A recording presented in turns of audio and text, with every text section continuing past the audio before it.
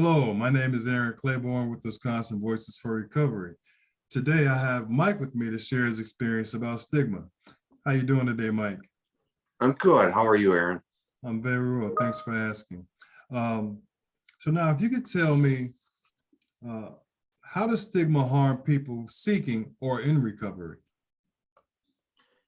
My experience on how stigma harms people is that are trying to seek recovery or are in recovery is just the fact that I know that people are already uh, hard on themselves, and when other people perceive them to be less than, it makes it even harder for them. It makes it harder for them to admit that they have a problem.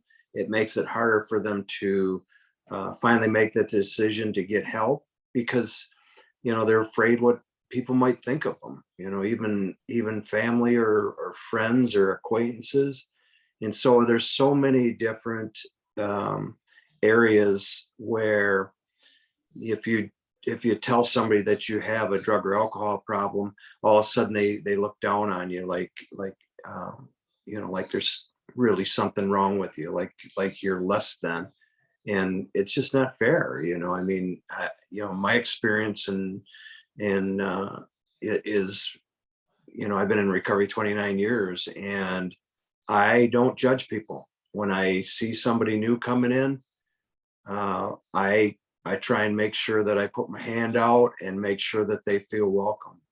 And I think that's so important because I know when I first came in, I had zero self-esteem, and so I was fragile. And thank God for the program, that it's helped me become the person that I am because I overcame my drug and alcohol issues. That's great, great, very good answer. All right, so how about, what would you want people to know and remember about those who are seeking or in recovery?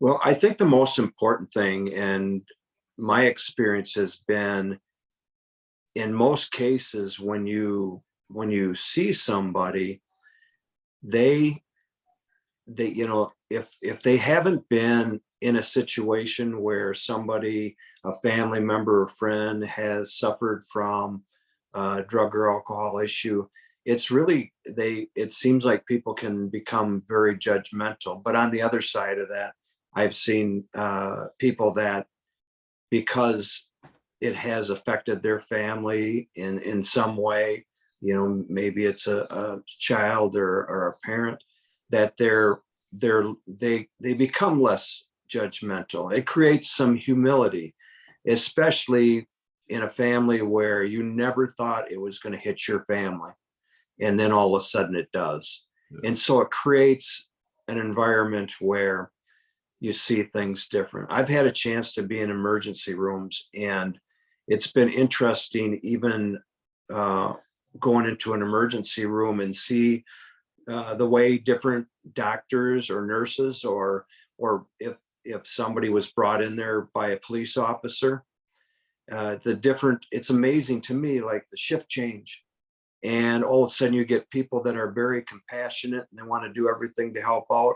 And then I had an example, police officer says, can we hurry up? I've got a lot of work to do. So he had no clue, obviously had never experienced somebody or a family member that was in that situation, but he just didn't have any time for that person. And so that's, to me, that's stigma 101.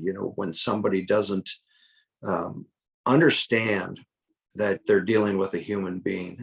And I think that's why, thank God, I've had the personal experience, and it's changed the way I look at others. And because of being in the program, it's helped me to be much less stigmatized. That's awesome. Really like that.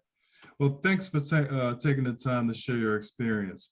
Do you have any final thoughts you'd like to share in our last minute or so? I would just say, Aaron, thank you for doing this, and thank the organization for all the hard work that they're doing to destigmatize the state.